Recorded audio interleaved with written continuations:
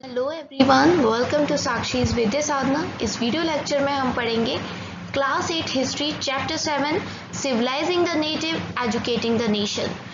Chapter से समझ में आ रहा है कि जो भारतीय लोग हैं, भारतीय मूल के लोग हैं, नेटिव पीपल हैं, उनको सिविलाइज करना है, सभ्यता का पाठ पढ़ाना है और इसके थ्रू जो राष्ट्र है उसको एजुकेट करना है। और ये इस चैप्टर का पार्ट 1 है। आइए देखते हैं कैसे ये बाहर के लोग हमें एजुकेट करेंगे।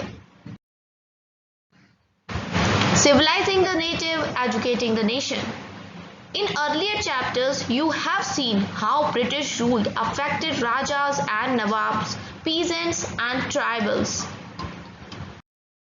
तो इससे पहले के जितने भी चैप्टर्स थे उनमें हमने क्या देखा कि जो ब्रिटिश रूल है उसने किसी को भी नहीं बख्शा, चाहे राजा हो, नवाब हो या किसान हो या ट्राइबल लोग हो, आदिवासी जनजातियां हो, सभी लोग परेशान हो गई, हताश हो गई इस ब्रिटिश राज से, है कि नहीं?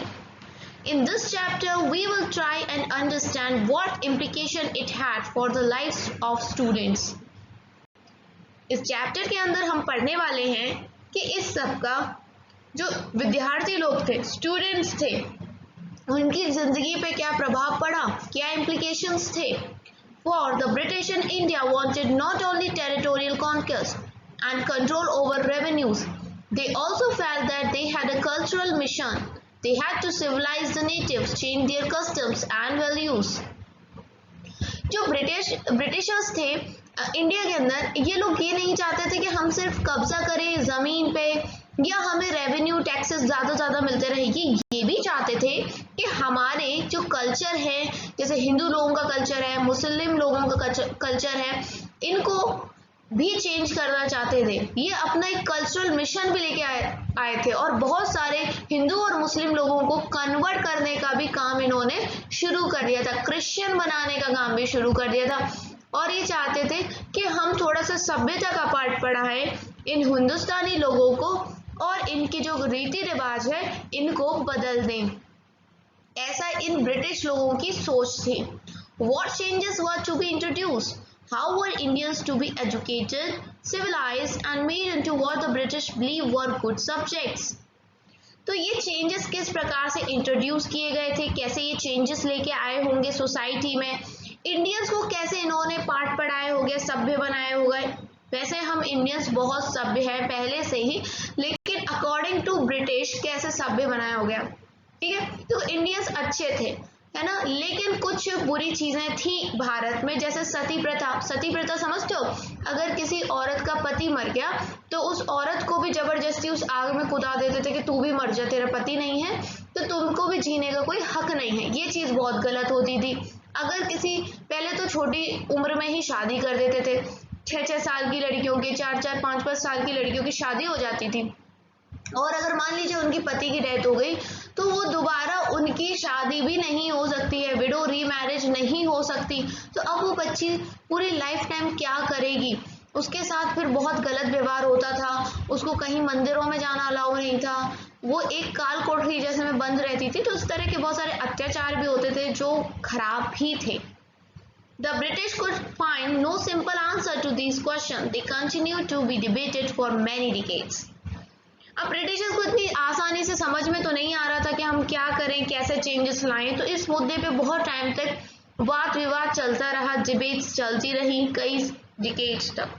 यहाँ पर एक वर्ड आया है linguist. So what is the meaning of linguist? Linguist एक ऐसा व्यक्ति होता है जो अलग अलग भाषाओं की पढ़ाई करता है, एक से ज्यादा भाषाओं की जो पढ़ाई करता है उसको हम लिंग्विस्ट कहते हैं। यहाँ देखिए how the British saw education. जो एजुकेशन को ब्रिटिश किस नजर से देखते थे। Let us look at what the British thought and did and how some of the ideas of education that we now take for granted evolve in the last 200 years. चलिए देखते हैं कि ये जो ब्रिटिशर्स क्या सोचते थे, क्या इन्होंने किया, और कुछ ऐसे आइडियाज जिनको आज हम एम ही ले लेते हैं, वो कैसे कैसे धीरे धीरे 200 साल लग गए उन आइडियाज को आगे बढ़ने में, इवॉल्व होने में, ठीक है। In the process of this inquiry, we will also see how Indians reacted to the British ideas and how they developed their own views about how Indians were to be educated. अब देखो, ये जो बाहर के लोग आ गए हैं, British लोग, ये कुछ आइडियाज लेके आ रहे हैं एजुकेशन को लेके, हमें क्या बनाना चाहते हैं, सिविलाइज करना चाहते हैं, ठीक है। तो अब जो इंडियंस हैं ये भी कुछ रिएक्ट तो करेंगे ना ब्रिटिश की सोच को लेके, तो ये भी हम देखने वाले हैं कि इंडियंस ने कैसे रिएक्ट किया। The tradition of orientalism, the tradition of orientalism क्या है ये देखते हैं। इन 1783 a person named William Jones arrived in Calcutta। बहुत सी सिंपल भाषा में है ये इंग्लिश, लेकिन फिर भी मैं आपको हिंदी में बता रही हूँ ताकि आपको एक कहानी की तरह समझ में आ जाए। जितनी इंटरेस्ट से आप कहानियों को सुनते हो, है ना, उतने ही इंटरेस्ट से हिस्ट्री सुनो और समझो कि हमारे इतिहास में क्या क्या हुआ है। हिस्ट्री के बारे में आपको जानना बहुत ज़रूरी है। आज हम हैं ऐसे तो क्यों हैं, क्योंकि कहीं ना कहीं हमारी हिस्ट्री में कुछ ऐसा हुआ होगा जिसकी वजह से आज हम ऐसे हैं। एक इंसान है विलियम जोन्स नाम का, 1783 में वो कैलकाटा आए। He had an appointment as a junior judge at the Supreme Court that company had set up। ये किस कंपनी की बात की जा रही है, तो ये ईस्ट इंडिया कंपनी की बात की जा रही है जो ब्रिटिश लोगों की है। उसने सुप्रीम कोर्ट बनाया था कलकत्ता में, तो वहां पर जूनियर जज की तरह ये आए थे, जूनियर जज बन के आए थे सुप्रीम कोर्ट में, जो कि कलकत्ता में है। In addition to being an expert in law, Jones was a linguist। अब देखो, जूनियर जज के तौर पे आए, यानी उसको कानून की समझ होगी, लॉ की समझ होगी, लेकिन इसके अलावा वो एक लिंग्विस्ट थे। और अभी मैंने आपको थोड़ी देर पहले ही लिंग्विस्ट का मतलब बताया था। लिंग्विस्ट वो इंसान होता है जिसे भाषाओं की समझ होती है या जो भाषाओं की स्टडी करता है। He had studied Greek and Latin at Oxford। तो उन्होंने ग्रीक और लैटिन भाषा की पढ़ाई करी थी ऑक्सफोर्ड पे, बहुत बड़ी यूनिवर्सिटी है। इनको क्या पता है, फ्रेंच लैंग्वेज के बारे में पता है जो फ्रांस के लोग बोलते हैं, इंग्लिश भी आती है, अरेबिक इन्होंने अपने एक दोस्त से सीखी थी, और ये अब पर्शियन भाषा को भी सीख रहे हैं। तो कितनी सारी भाषाएं हो गई, 1 Greek, 2 Latin, 3 French, 4 English, 5 Arabic and 6 Persian, लगभग 6 तो यही लिखी हैं।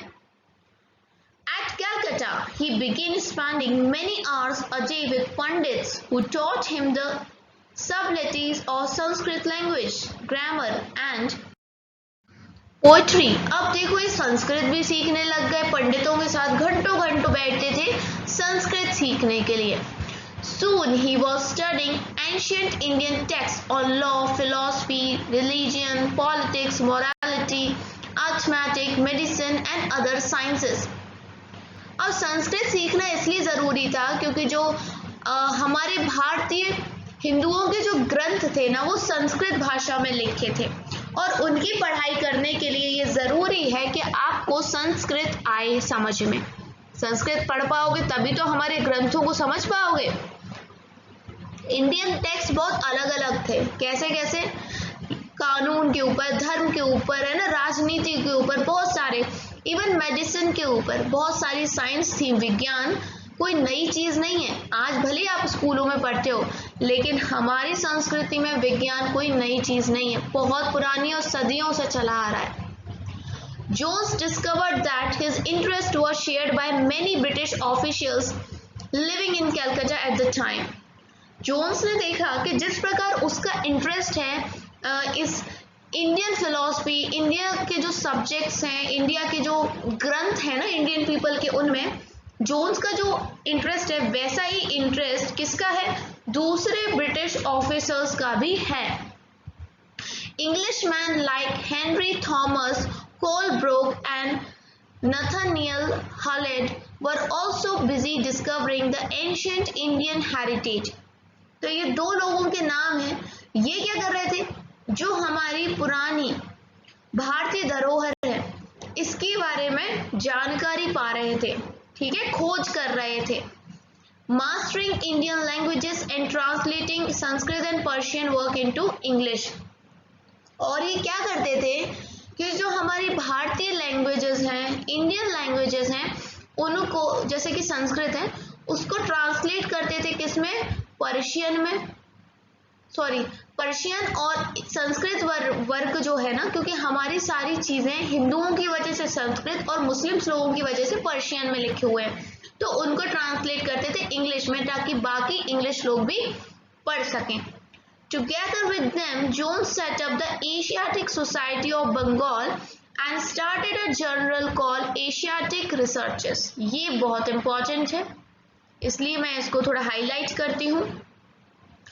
तो अगर आपको एक क्वेश्चन ऐसे आ सकता है कि एशियाटिक सोसाइटी की जो खोज है या किसने स्टार्ट की, तो विलियम जोन्स ने करी थी। किस किस के साथ मिलके, हेनरी थॉमस और नथानियल हलहेड, इनके साथ मिलके की थी एशियाटिक सोसाइटी की स्टार्ट विलियम जोन्स ने। और ये पूछा जा सकता है कहाँ पे की थी, तो बंगाल में की थी। फिर इन्होंने एक जनरल लिखना स्टार्ट किया था जिसका नाम है एशियाटिक रिसर्चेस, ठीक। Jones and Colebrooke came to represent a particular attitude towards India. They shared a deep respect for ancient cultures, both India and West. John और कोलब्रुक क्या कर रहे थे कि एक पर्टिकुलर एटीट्यूड दिखाते थे इंडिया की तरफ। ये लोग थोड़ा सा रिस्पेक्ट दिखाते थे हमारे पुराने साहित्य और कल्चर को लेके। Indian civilization they felt had attained its glory in the ancient past but had subsequently declined। इनका क्या मानना था कि जो भारतीय इंडियन सिविलाइजेशन है ये एक टाइम पे बहुत ज़्यादा उपलब्धि प्राप्त कर रही थी, इसकी ग्लोरी चारों तरफ थी, लेकिन धीरे धीरे क्या हुआ कि वो एक डिक्लाइन पे आ गई। उसकी ये जो तारीफें होती थी ना इस तरह से पहले इंडियन साहित्य की, उसमें डाउनफॉल आ गया। क्या आ गया? डिक्लाइन आ गया। In order to understand India, it was necessary to discover the sacred and legal texts that were produced in ancient period। अगर हमें इंडिया को समझना है तो ये ज़रूरी है कि जो इनके पवित्र ग्रंथ हैं इनमें क्या लिखा है इसको हम समझें और इसको डिस्कवर करें, इसकी खोज करें। For only those texts could reveal the real ideas and laws of Hindus and Muslims, and only a new study of these texts could form the basis of future development in India। इन लोगों का मानना था कि जो पुराने हिंदू और Muslims के जो ग्रंथ लिखे हुए हैं इसमें असली आइडिया छुपा हुआ है, इनका असली कानून है और इनको समझना जरूरी है ताकि फिर एक नए टेक्स्ट को बनाया जाए, एक न्यू स्टडी करी जाए इन टेक्स्ट की, जो कि आगे चल के फ्यूचर डेवलपमेंट इंडिया में जो होगा उसका बेस बनेगी। ये है हेनरी थॉमस कोलब्रुक। ये कौन थे? He was scholar of Sanskrit and ancient sacred writings of Hinduism. बाहर के व्यक्ति हैं और संस्कृत पढ़ रहे हैं, और आज हम खुद ही संस्कृत नहीं पढ़ते, है ना? कितनी गलत बात है ये। So Jones and Colebrooke went about discovering ancient texts, understanding their meaning, translating them and making their findings known to others। तो अब काम की शुरुआत हो गई, दोनों मिलके क्या करने लगे? खोज करने लगे, जो हमारे पुराने साहित्य हैं उनके मीनिंग को समझने की कोशिश करने लगे और फिर ट्रांसलेट करने लगे इनको इंग्लिश में, ताकि जो बाकी लोग हैं उनको भी समझ में आए। सब थोड़ा ना संस्कृत की इतनी ज्ञान ले सकते हैं। This project, they believe, would not only help the British learn from Indian culture, but it would also help Indians rediscover their own heritage and understand the lost glories of their past। इन लोगों का क्या मानना था कि अगर हम इस तरह से करेंगे तो जो बाकी ब्रिटिश लोग हैं वो इंडियन के कल्चर कितना अच्छा है, कितना बड़ा है, उसकी गाथाएं जान पाएंगे। और इवन जो इंडियंस जो आज खुद भूल चुके हैं, हर इंडियन संस्कृत नहीं जानता, ना पढ़ पाता है, बस कुछ पंडित ही पढ़ पाते हैं, तो इंडियंस भी अपने पुरानी धरोहर को, हेरिटेज को रीडिस्कवर कर पाएंगे। In this process, the British would become the guardian of Indian culture as well as its master.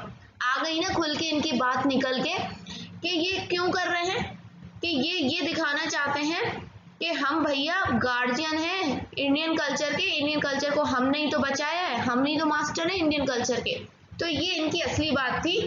तुम लोग इतनी देर से सोच रहे होंगे कि कितने महान हैं, हमारे कल्चर के लिए इतना कर रहे हैं। चलो ठीक है, कई हद तक औरों से तो ठीक है, पर फिर भी ये है असली बात इनके मन की कि ये क्या बन जाएंगे, ऐसा करके गार्जियन बन जाएंगे इंडियन कल्चर के। Influenced by such ideas, many companies officials are argued that British ought to promote Indian rather than Western learning. They felt that institutions should be set up to encourage the study of ancient Indian texts and teach Sanskrit and Persian literature and poetry. बहुत सारे जो British officials हैं इनकी बात से प्रभावित हुए, उनने भी कहा कि हाँ चलो हम ना इंडियन जो कल्चर है उसी को प्रमोट करते हैं और क्या करते हैं, इंस्टीट्यूशन बनाते हैं ऐसे जहाँ पर एंशियंट टेक्स्ट को पढ़ाया जाएगा, संस्कृत वगैरह को पढ़ाया जाएगा, पर्शियन जो लिटरेचर है उसको पढ़ाया जाएगा। तो ऐसे ऐसे करके ये लोग बोलने लगे। The officials also thought that Hindus and Muslims ought to be taught what they were already familiar with and what they valued and treasured, not subjects that were alien to them. Officers का क्या मानना था कि Hindu Muslims को वही पढ़ाना चाहिए जो वो पहले से थोड़ा बहुत जानते हैं, जिसकी वो इज्जत करते हैं, जिनको वो संभाल के रखते हैं अपने ग्रंथ वगैरह को। ऐसे सब्जेक्ट्स नहीं पढ़ाना चाहिए जो एलियन है उनके लिए। एलियन मतलब बिल्कुल अजनबी है। इंग्लिश हमारे लिए अजनबी थी उस जमाने में। Only then they believe could the British hope to win a place in the hearts of the natives. Only then could the alien rulers expect to be respected by their subjects. देखो जब ये इन लोगों का क्या मानना था कि अगर हम ऐसा करेंगे, इनके कल्चर की सुरक्षा करेंगे, है ना, तो जो इंडियन हिंदू और मुस्लिम लोग हैं ना, इनके दिलों में हमारे लिए क्या बन जाएगी, इज्जत बन जाएगी। क्या बन जाएगी कि हम इनके दिल को जीत पाएंगे, दिल में जगह जीत पाएंगे। लिखा है win a place in the hearts of the native. ठीक है, आगे पढ़े, जरा मैं इसको इरेज कर दूं।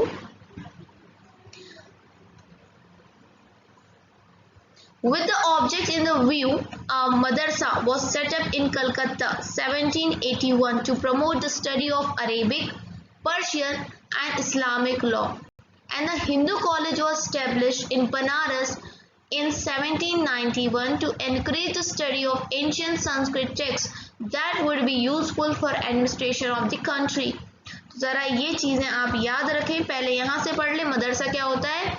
मदरसा एक अरेबिक वर्ड है, एक ऐसी जगह जहाँ पर सिखाया जाता है, पढ़ाया जाता है। मदरसा ज़्यादातर जो ये मुस्लिम वर्ल्ड की कंट्रीज हैं या मुस्लिम लोग हैं उनमें होता है, ठीक है, जहाँ पर अरेबिक, पर्शियन और इस्लामिक पढ़ाई जाती है। आप तो बस ये याद रखना कि कलकत्ता में खोला गया था पहला मदरसा 1781 में, पहला नहीं मतलब इन लोगों के द्वारा। और देन हिंदू कॉलेज एक स्टैब्लिश किया गया था बनारस में 1791 में, जहाँ संस्कृत के ग्रंथों की पढ़ाई करवाई जाती थी।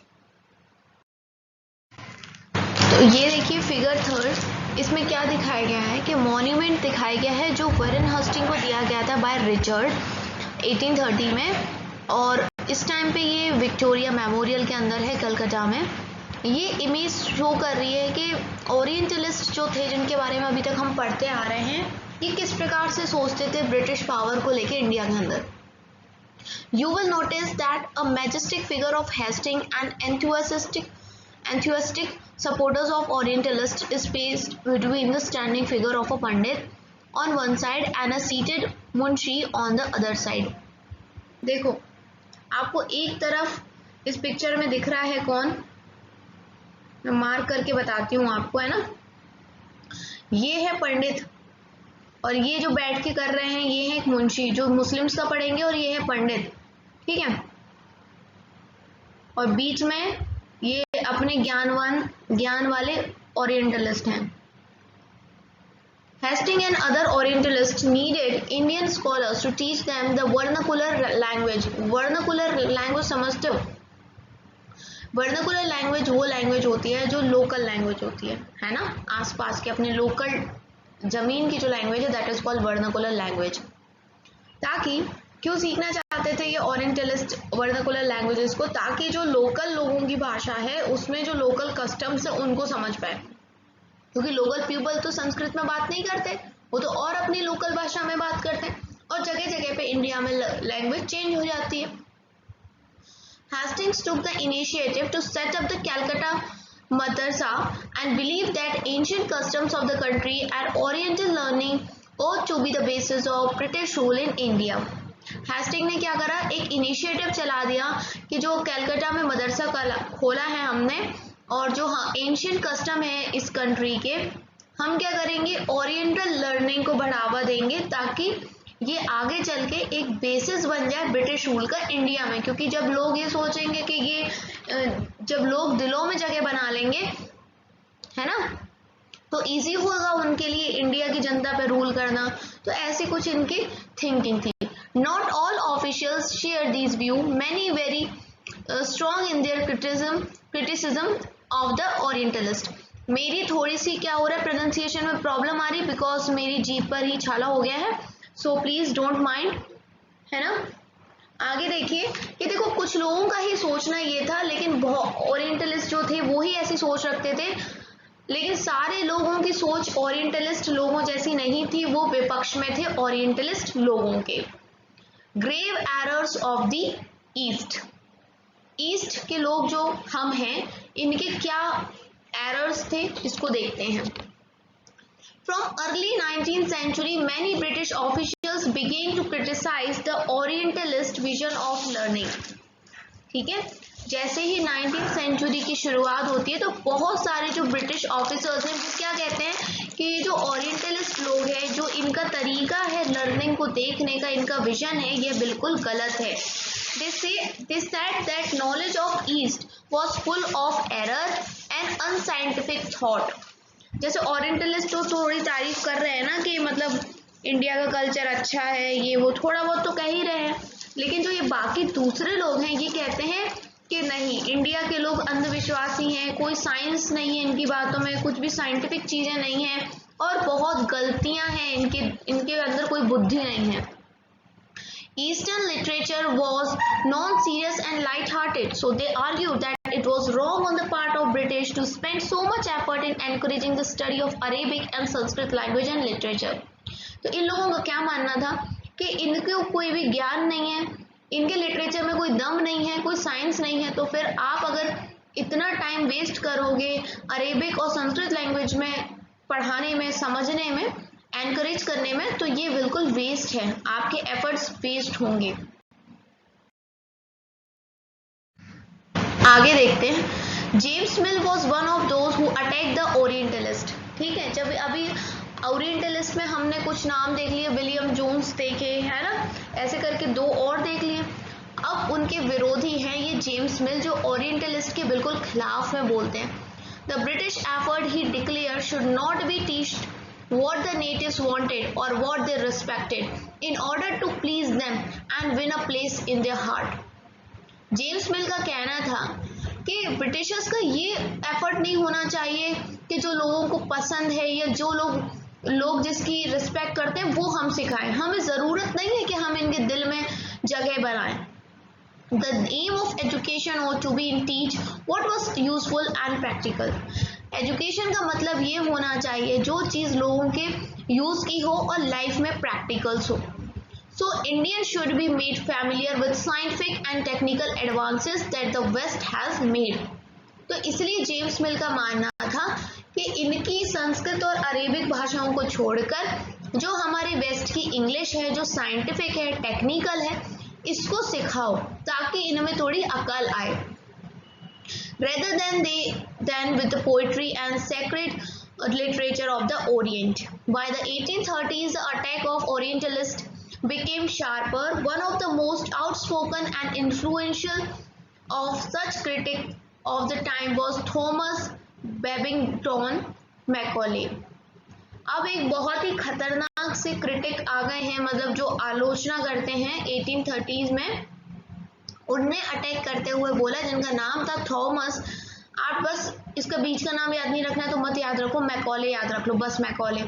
He saw India as an uncivilized country that needed to be civilized. Macaulay का क्या मानना था कि इंडिया असभ्य लोगों से भरी हुई है और इन लोगों को हमें सभ्यता का पाठ पढ़ाना है, ठीक है।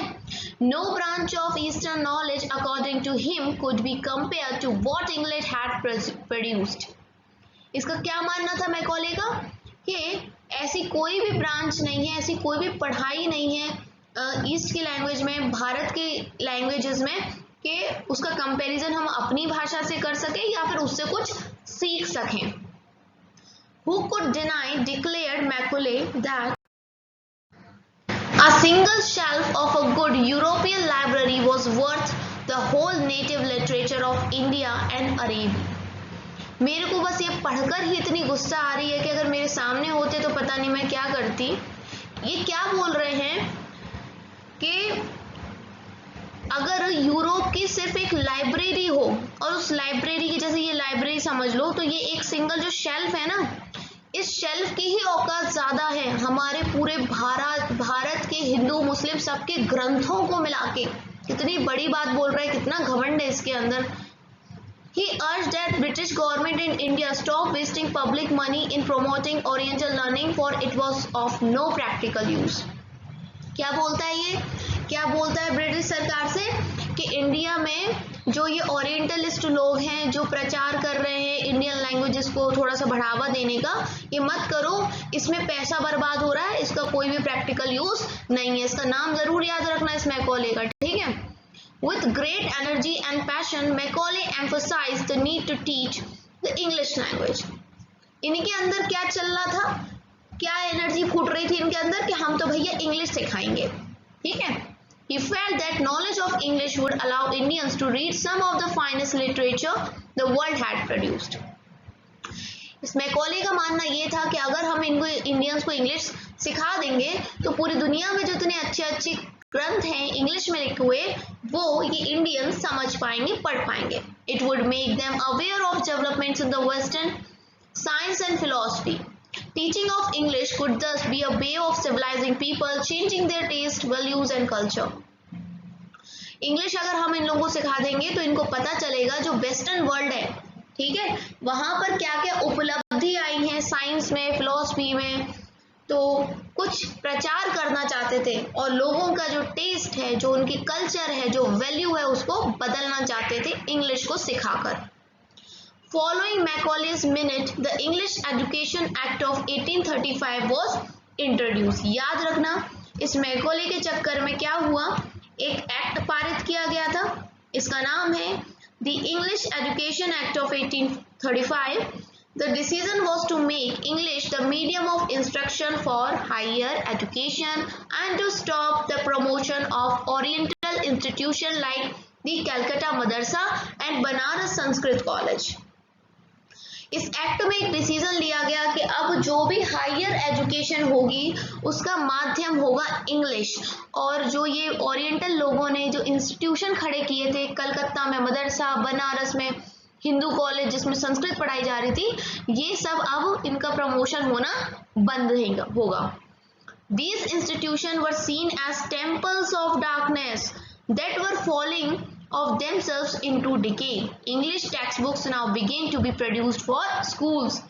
इसका मानना क्या था कि जो मदरसा है और जो संस्कृत कॉलेज है ये एक तरीके से अंधेरे के मंदिर है, टेम्पल ऑफ डार्कनेस, जिनसे कुछ भी हासिल नहीं होगा, और फिर इंग्लिश में किताबें प्रोड्यूस होने लगी स्कूलों के लिए।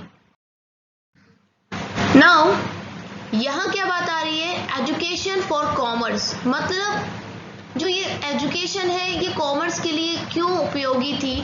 आखिरकार ये जो ब्रिटिशर्स थे ये क्यों चाह रहे थे कि हम लोग इंग्लिश सीखें, क्या ये इतने महान थे कि हमें एजुकेट करना चाहते हैं? क्या आप ऐसा सोचते हो तो आप थोड़ा गलत ही सोचते हो, ऐसा कुछ नहीं है।